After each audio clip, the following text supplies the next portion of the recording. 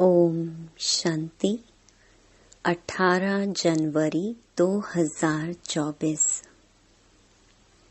पिताश्री जी के पुण्य स्मृति दिवस पर सुनाने के लिए बाप दादा के मधुर महावाक्य।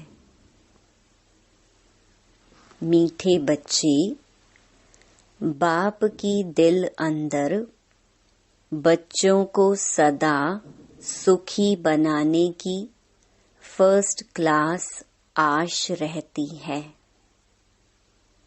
बाप यही चाहते हैं कि मेरे बच्चे लायक बन स्वर्ग के मालिक बने। ओम शांति। बच्चे जानते हैं अभी भगवान सम्मुख बैठकर हमको ज्ञान के गीत सुनाते हैं व ज्ञान की डांस कराते हैं। इस ज्ञान डांस से तुम देवताओं मुहाफिक सदा सुखी और हर्षित रहेंगे। भगवान को ही बेहद का बाप व विश्व का रचयिता कहा जाता है। आत्मा समझती है बाबा हमारे लिए स्वर्ग की सौगात लाए हैं। वही रचयिता है। स्वर्ग का मालिक बनाने के लिए राजयोग सिखाते हैं। कहते हैं बाप को और विश्व के मालिक पने को याद करो। बाप बेहद का मालिक है तो जरूर बेहद की बड़ी दुनिया ही रचेंगे। तुम बच्चों के लिए सारी विश्व ही घर है, अर्थात पार्ट बजाने का स्थान है। बेहद का बाप आकर के बेहद का विश्व अथवा घर बनाते हैं, वह है स्वर्ग। तो ऐसे बाप का बच्चों को कितना शुक्रिया मानना चाहिए। विश्व का रचता बाप डायरेक्ट समझा रहे हैं, हम तुमको विश्व का मालिक बनाने आया हूँ। तो तुम्हारा स्वभाव बहुत फर्स्ट क्लास चाहिए। तुम्हारी चलन ऐसी होनी चाहिए जो सब कहें कि यह तो जैसे देवता है।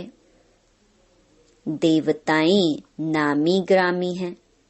कहते हैं इनका स्वभाव एकदम देवताई है। बिल्कुल मीठे शांत स्वभाव के हैं।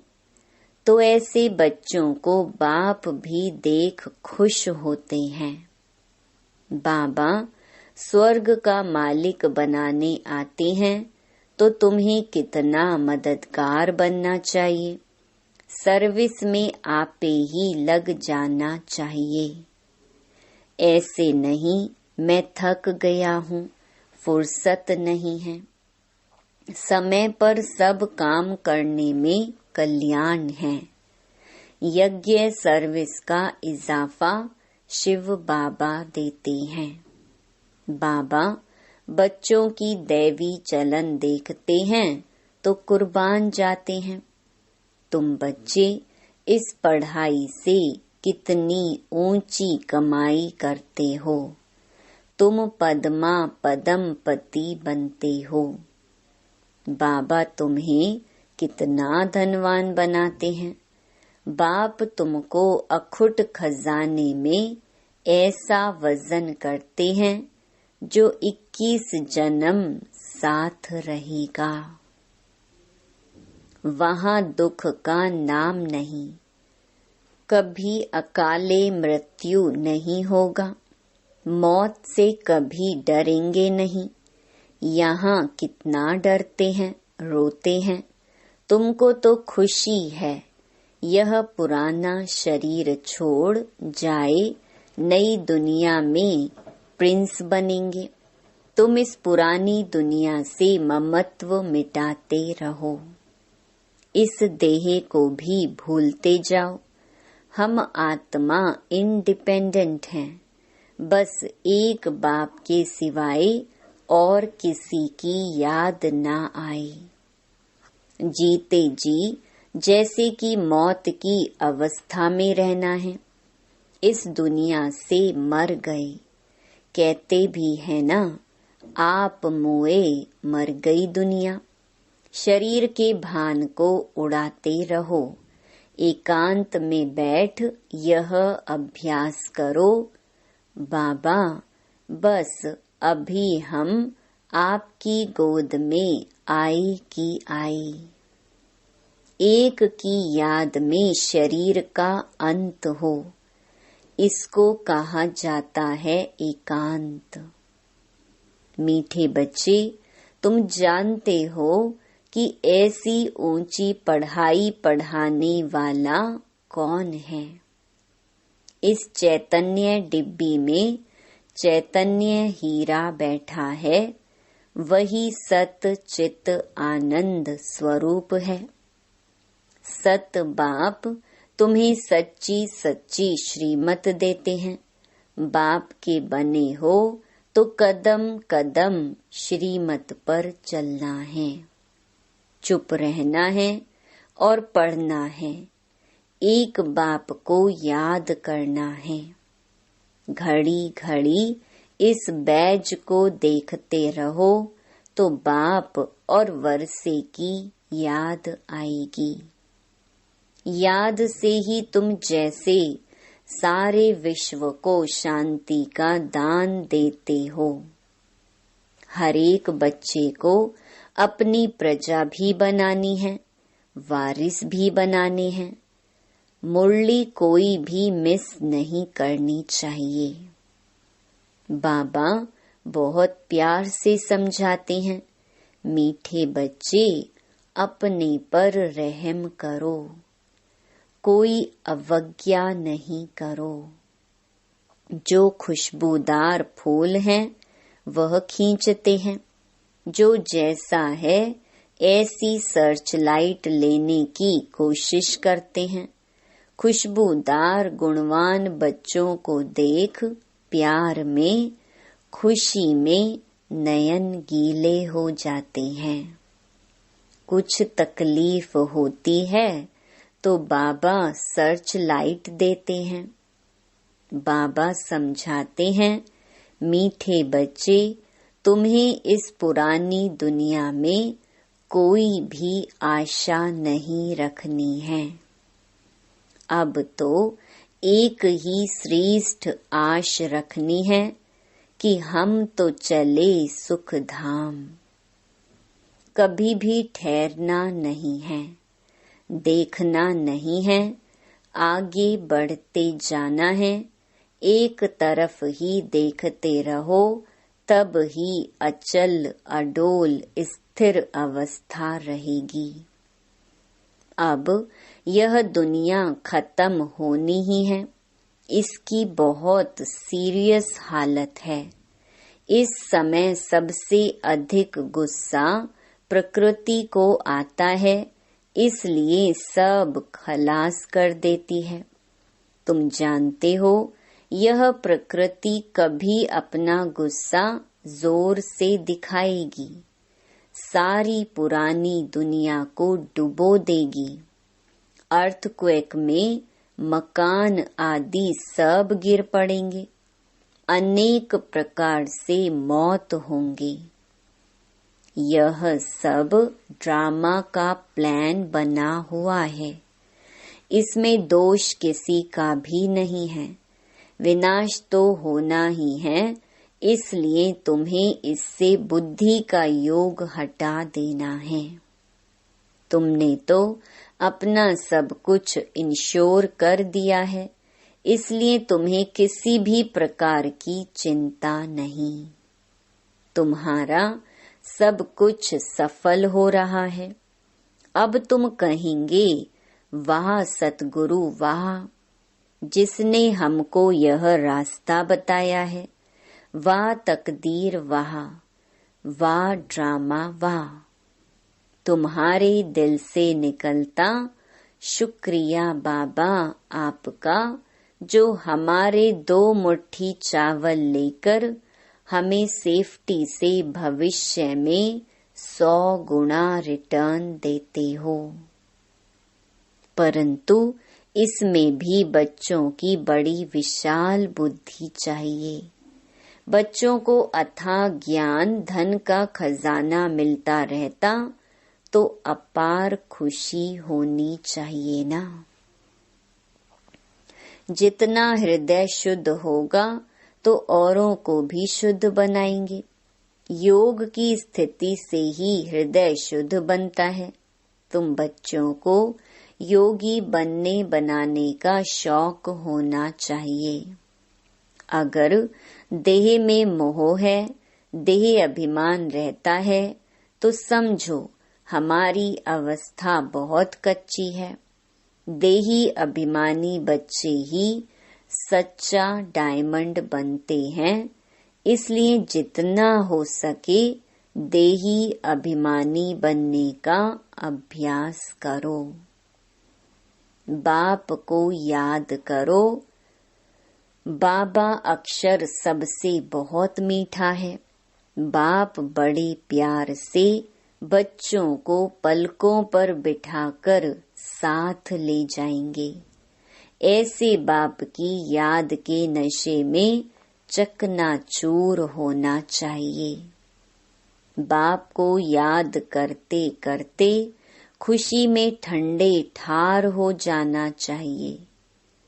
जैसे बाप अपकारियों पर उपकार करते हैं, तुम भी फॉलो फादर करो। सुखदाई बनो। बाप की दिल अंदर बच्चों को सदा सुखी बनाने की कितनी फर्स्ट क्लास आश रहती है कि बच्चे लायक बन स्वर्ग के मालिक बने। तुम बच्चे अभी ड्रामा के राज को भी जानते हो। बाप तुम्हें निराकारी, आकारी और साकारी दुनिया का सब समाचार सुनाते हैं। आत्मा कहती है, अभी हम पुरुषार्थ कर रहे हैं नई दुनिया में जाने के लिए। हम स्वर्ग में चलने लायक जरूर बनेंगे। अपना और दूसरों का कल्याण करेंगे। अच्छा, बाप मीठे बच्चों को समझाते हैं। बाप दुख हरता सुख करता है, तो बच्चों को भी सबको सुख देना है। बाप का राइट हैंड बनना है। ऐसे बच्चे ही बाप को प्रिय लगते हैं। शुभ कार्य में राइट हाथ को ही लगाते हैं, तो बाप कहते हर बात में राइचियस बनो। एक बाप को याद करो तो फिर अंतमति सुगति हो जाएगी। इस पुरानी दुनिया से ममत्व मिटा दो। यह तो कब्रिस्तान है। धंधा धोरी बच्चों आदि के चिंतन में मरे तो मुफ्त अपनी बर्बादी कर देंगे। शिव बाबा को याद करने से तुम बहुत आबाद होंगे। देह अभिमान में आने से बर्बादी हो जाती है। देही अभिमानी बनने से आबादी होती है। धन की भी बहुत लालच नहीं रखनी चाहिए। उसी फिक्रात में शिव बाबा को भी भूल जाते हैं। बाबा देखते हैं सब कुछ बाप को अर्पण कर फिर हमारी श्रीमत पर कहाँ तक चलते हैं। शुरू शुरू में बाप ने भी ट्रस्टी हो दिखाया ना। सब कुछ ईश्वर अर्पण कर खुद ट्रस्टी बन गया। बस ईश्वर के काम में ही लगाना है। विघ्नों से कभी डरना नहीं चाहिए। जहाँ तक हो सके सर्विस में अपना सब कुछ सफल करना है। ईश्वर अर्पण कर ट्रस्टी बन रहना है। अच्छा, मीठे मीठे सिकिलधे बच्चों प्रति मात पिता बाप दादा का याद प्यार और गुड मॉर्निंग। रूहानी बाप की रूहानी बच्चों को नमस्ते।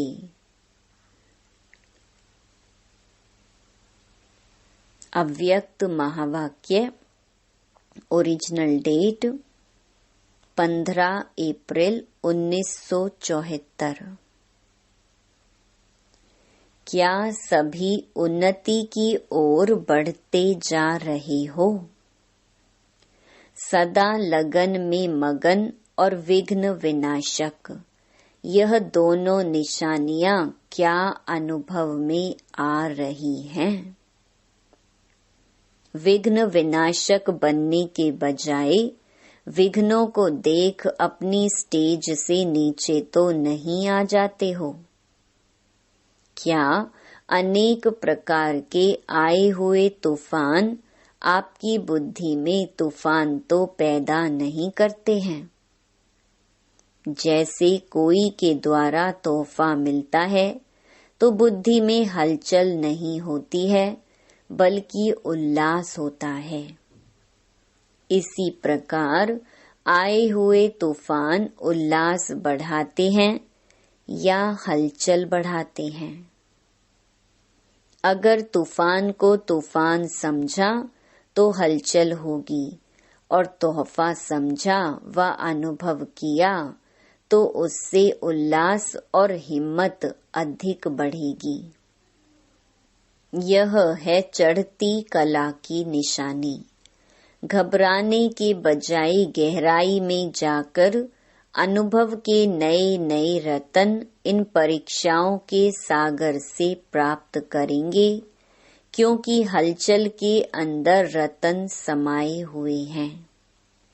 ऊपर ऊपर से अर्थात बाह्य मुखता की दृष्टि और बुद्धि द्वारा देखने से हलचल दिखाई देगी अथवा अनुभव होगी, लेकिन उसी आई हुई बातों को अंतर्मुखी दृष्टि व बुद्धि से देखने से अनेक प्रकार के ज्ञान रतन अर्थात पॉइंट्स प्राप्त होंगी। अगर कोई भी बात को देखते या सुनते हुए आश्चर्य अनुभव होता है तो यह भी फाइनल स्टेज नहीं है। ऐसा तो होना नहीं चाहिए। ड्रामा के होने पर अगर ऐसा भी संकल्प उत्पन्न होता है तो इसको भी अंश मात्र की हलचल का रूप कहेंगे। अब तक भी क्यों क्या का क्वेश्चन अगर उठता है तो इसका अर्थ है हलचल। जितना विघ्न आना आवश्यक है उतना विघ्न विनाशक स्थिति में रहना, यही हर्षित रहने का साधन है। नथिंग न्यू, यह है फाइनल स्टेज। यदि कोई भी हलचल का कर्तव्य करते हो व पार्ट बजाते हो तो सागर समान ऊपर से हलचल भले ही दिखाई दे रही हो, अर्थात चाहे कर्मेंद्रियों की हलचल में आ रहे हो, लेकिन स्थिति नथिंग न्यू की हो।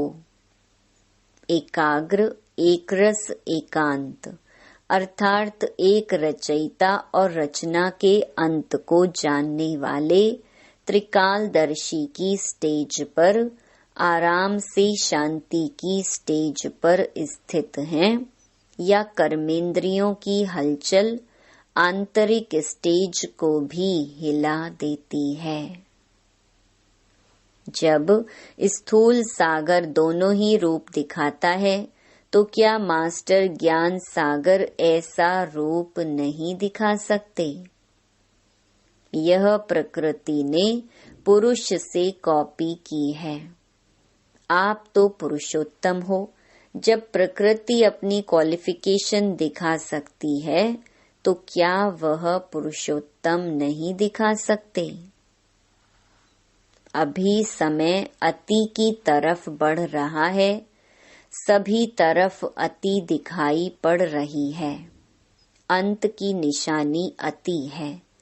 तो जैसे प्रकृति समाप्ति की तरफ अति में जा रही है, वैसे ही संपन्न बनने वाली आत्माओं के सामने अब परीक्षाएं व विघ्न भी अति के रूप में आएंगे। इसलिए आश्चर्य नहीं खाना है कि पहले यह नहीं था, अब क्यों है, यह आश्चर्य भी नहीं। फाइनल पेपर में आश्चर्यजनक बातें क्वेश्चन के रूप में आएंगी, तब तो पास और फेल हो सकेंगे। ऐसी ऐसी बातें आएंगी जो ना चाहते हुए भी बुद्धि में क्वेश्चन उत्पन्न हो। यही तो पेपर है, और है भी 1 सेकंड का पेपर। क्यों का संकल्प चंद्रवंशी की क्यों में लगा देगा। इसलिए एकरस स्थिति में स्थित होने का अभ्यास निरंतर हो। समस्या की सीट को संभालने नहीं लग जाओ, लेकिन सीट पर बैठ समस्या का सामना करना है। अभी तक समस्या सीट की याद दिलाती है, विघ्न आता है तो विशेष योग लगाते हो और भट्ठी रखते हो। इससे सिद्ध होता है कि दुश्मन ही शस्त्र की स्मृति दिलाते हैं, लेकिन स्वतः और सदा स्मृति नहीं रहती। निरंतर योगी हो या अंतर वाले योगी हो, टाइटल तो निरंतर योगी का है ना। दुश्मन आवे ही नहीं, समस्या सामना ना कर सके, सूली से कांटा बनना, यह भी फाइनल स्टेज नहीं है। सूली से कांटा बने, उसके बजाय कांटे को योगाग्नि से दूर से ही भस्म कर दे। कांटा लगे और फिर निकालो, यह फाइनल स्टेज नहीं है। कांटे को अपनी संपूर्ण स्टेज से समाप्त कर देना, यह है फाइनल स्टेज। ऐसा लक्ष्य रखते हुए अपनी स्टेज को आगे चढ़ती कला की तरफ बढ़ाते चलो। बड़ी बात को छोटा अनुभव करना, इस स्टेज तक नंबरवार यथाशक्ति पहुँचे हैं। अब पहुँचना वहां तक है जो कि अंश और वंश भी समाप्त हो जाए। आप सभी हिम्मत, उल्लास और सर्व के सहयोगी सदा रहते हुए चल रहे हो ना। कलयुगी दुनिया को समाप्त करने के लिए व परिवर्तन करने के लिए, माया को विदाई देने के लिए संगठन अथवा घेराव डाला हुआ है ना। मजबूत घेराव डाला हुआ है, या बीच बीच में कोई ढीले हो जाते हैं अथवा थक जाते या चलते चलते रुक जाते हैं। ना आगे बढ़ना, ना पीछे हटना, जैसे के वैसे रहना, यह पाठ तो पक्का नहीं करते हो। समय धक्का लगाएगा तो चल पड़ेंगे, ऐसा सोचकर जहां के तहां रुक तो नहीं गए हो। किसी के किसी प्रकार के सहारे का इंतजार करते हुए खड़े तो नहीं हो गए हो। ऐसी स्टेज वालों को क्या कहेंगे? क्या इसको ही अंगद की स्टेज समझते हो? अगर ऐसे रुक गए तो फिर लास्ट वाले फास्ट चले जाएंगे। जब भी पहाड़ों पर बर्फ गिरती है और जम जाती है तो रास्ते रुक जाते हैं। फिर उस बर्फ को गलाने के लिए व उसे हटाने के लिए पुरुषार्थ करते हैं। यहाँ भी अगर बर्फ के मुहाफिक जम जाते हो तो इससे सिद्ध होता है कि योग अग्नि की कमी है। योग अग्नि को तेज करो तो रास्ता क्लियर हो जाएगा। मिली हुई हिम्मत और उल्लास के पॉइंट्स बुद्धि में दौड़ाओ तो रास्ता क्लियर हो जाएगा। पुरुषार्थ की गति में अंगद बनो, माया से हार खाने में अंगद नहीं बनो, बल्कि विजयी बनने के लिए अंगद बनो। अच्छा, ऊंच ते ऊंच बाप द्वारा पालना लेने वाले, विश्व की पालना करने वाले, विष्णु कुल की श्रेष्ठ आत्माएं, प्रकृति को परिवर्तन करने वाली पुरुषोत्तम आत्माएं, विश्व के आगे साक्षात मूर्त प्रसिद्ध होने वाली आत्माएं, योगी तू आत्माओं के प्रति बाप दादा का याद प्यार और गुड मॉर्निंग। वरदान। सेवा में रहते संपूर्णता के समीपता की अनुभूति करने वाले ब्रह्मा बाप समान एग्जाम्पल भव। जैसे ब्रह्मा बाप सेवा में रहते, समाचार सुनते, एकांतवासी बन जाते थे।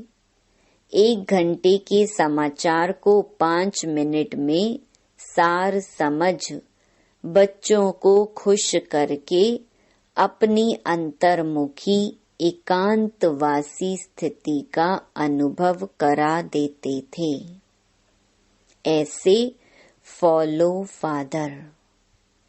ब्रह्मा बाप ने कभी नहीं कहा कि मैं बहुत बिजी हूँ, लेकिन बच्चों के आगे एग्जाम्पल बने।